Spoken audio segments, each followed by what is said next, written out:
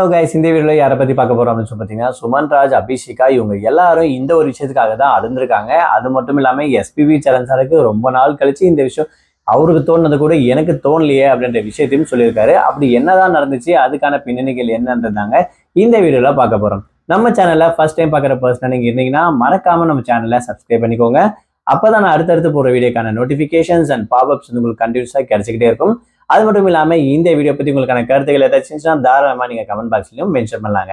So ரீசெண்டா Zee தமிழ்ல நடந்திருக்கக்கூடிய one of the reality singing competition show அப்படின்னு சொல்லலாம். சரிகமப்பா லிட்டில் சாம்பியன் சீசன் 5 அப்படின்னு சொல்லக்கூடிய ஜூனியருக்கான சிங்கிங் காம்படிஷன் லெவல் ரொம்பவே சூப்பரா நடந்துட்டு இருக்கு.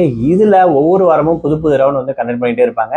அந்த வகையில இந்த வாரம் வந்து பாத்தீங்கன்னா டெடிகேஷன் ரவுண்ட் அப்படின்னு சொல்லக்கூடிய இந்த ஒரு ரவுண்ட் வந்து பாத்தீங்கன்னா ரொம்பவே இம்பார்ட்டன்டா எமோஷனலா வந்து பாத்தீங்கன்னா நிறைய இருக்கக்கூடிய சில்ட்ரன்ஸ் வந்து பாட்டு பாடி கனெக்ட் ஆகுறாங்க. அது மட்டும் இல்லாம டெடிகேட்ன்றதால இந்த பாட்டை நான் இவங்களுக்காக டெடிகேட் பண்றேன் அப்படின்னு சொல்லிட்டு ஒவ்வொருத்தரும் ஒவ்வொரு பாட்டு பாடிட்டு இருந்திருக்காங்க.